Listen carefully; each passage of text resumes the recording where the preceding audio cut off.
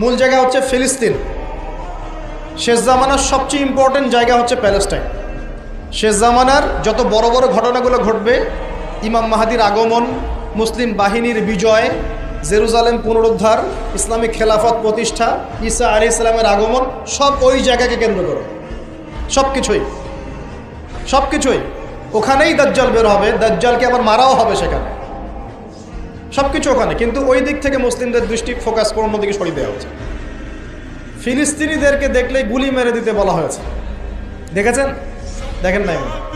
আমরা যে মসজিদটা দেখেছি আল আকসা, দেখেছেন? এই আকসাকে সরিয়ে দিয়ে সেখানে থার্ড টেম্পল নির্মাণ করার প্ল্যান হচ্ছে। মানে এই যে থার্ড টেম্পল তো বোঝেন না, হাইকেলে সুলাইমানি। মানে ওরা মনে করে যে তারা বানু ইসরাইল। একটু বোঝেন, ওরা মনে করে যে ওরা বানু ইসরাইল।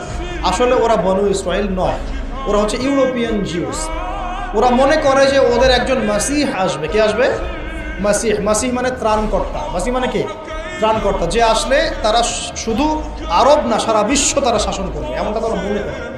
এবং ওদের ধর্মগ্রন্থে একটা আছে তালমুদ। কি নাম? তালমুদ। এই তালমুদের মধ্যে এটা লেখাও আছে যে একজন মাসিহ আসবে, যে মাসিহ আসলে তারা বিশ্ব শাসন করবে। বাস্তবতা হচ্ছে ওই মাসিহ এসেছিলেন, আসেন নাই? ওই মাসিহ সত্যি এসেছিলেন, কিন্তু তারা তাকে চিনতে পারে না। সেই মাসিহের নাম কি?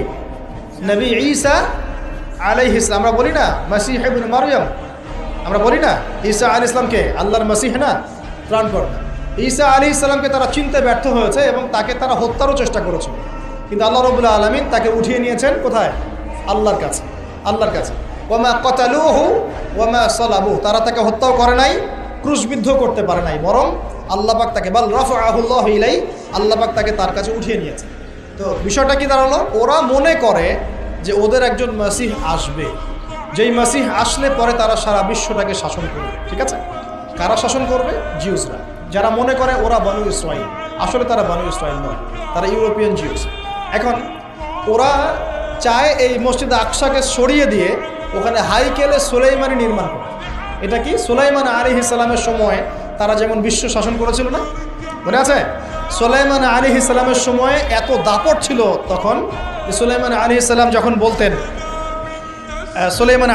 যখন বলতেন যে বাতাসকে যে ফ্লাই করতে, তখন এই সিংহাসন বাতাসে ফ্লাই করা শুরু করতো না?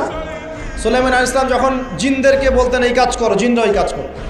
সুলাইমান আলাইহিস সালাম যখন বলতেন জিনদেরকে সমুদ্রে ডুব দাও, ডুব দিয়ে সমুদ্রের নিচ থেকে মণিমুক্তা বের করে নিয়ে আসো, তারা সেটা বের করে নিয়ে আসো। সুলাইমান আলাইহিস সালাম জিনদেরকে দিয়ে এই মসজিদও নির্মাণ করিয়েছেন, মনে আছে? ওই যে লাঠির মধ্যে ভর দিয়ে তিনি দাঁড়িয়েছিলেন,